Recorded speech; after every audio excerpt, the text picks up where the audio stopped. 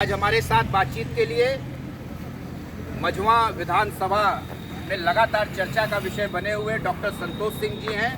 ये इंडिया गठबंधन के बहुत ही विशेष रूप से कहा जाए तो बहुत ही बारीकी से उसकी बातें रखते हैं। आखिर इंडिया गठबंधन और अन्य गठबंधन में क्या अंतर रहा, उन्होंने कैसे चुनाव लड़ा, हमने चुनाव के समय में भी आपसे बातचीत की है। तो मैं सीधे अब डॉक्टर संतोष सिंह जी से जानना चाहूँगा कि इंडिया गठबंधन का तो साथी नहीं, लेकिन आज़ाद समाज पार्टी का एक कार्यक्रम आज इस मैदान पे हुआ है, इनके कॉलेज परिसर के पास ही है, इनके कॉलेज परिसर का ही हिस्सा है। और हम ये जानना चाहेंगे कि आज आज़ाद समाज पार्टी का जो यह कार्यक्रम हुआ, यह देखकर इनको क्या लगा कि भविष्य में बहुजन समाज पार्टी या अन्य दलों को कैसी चुनौती मिल सकती है। डॉक्टर साहब देखिए, आप पत्रकार के रूप में मुझे घेरना चाहते हैं तो मैं ऐसा कोई जवाब नहीं देने वाला हूँ, क्योंकि आज यहाँ पे जो कार्यक्रम हुआ है वो कार्यक्रम इसलिए हुआ कि विद्यालय किसी व्यक्ति का नहीं होता, वो समाज का होता है। और इस परिसर में पहाड़ी ब्लॉक का एक मेगा प्रोजेक्टेड कॉलेज है। सभी पार्टियों के कार्यक्रम शायद मझवा विधानसभा का पहला महाविद्यालय है। ये भी आपको जानकारी दे दूं कि पहाड़ी ही नहीं, यह मझवा विधानसभा का पहला महाविद्यालय आपके प्रयास से बना था, जिस पर आज हम बैठे। तो उस परिप्रेक्ष्य में परिसर दिया गया है और उस परिसर में चंद्रशेखर जी का कार्यक्रम, माननीय चंद्रशेखर जी का जो नगीना से सांसद हैं,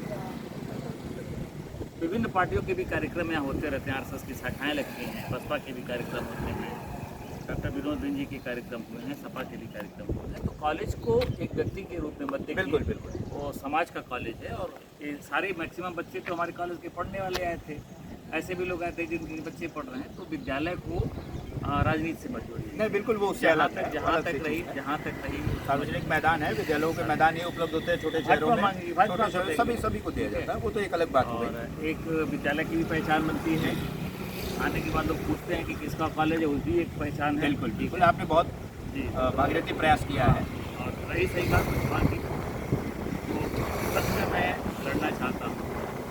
अगर जैसा कि आप जानते हैं कि इंडिया का गठबंधन है, अगर मुझे इंडिया की तरफ से चुनाव लड़ने का मौका मिलता है तो एक स्लोगन आपसे कहना चाहता हूँ कि इंडिया का दम विरोधी बेदम, ये आपका कई जगह मैंने स्लोगन देखा। और सच ये है कि आप केवल 4 जून के बाद देश की व्यवस्था को देखिए।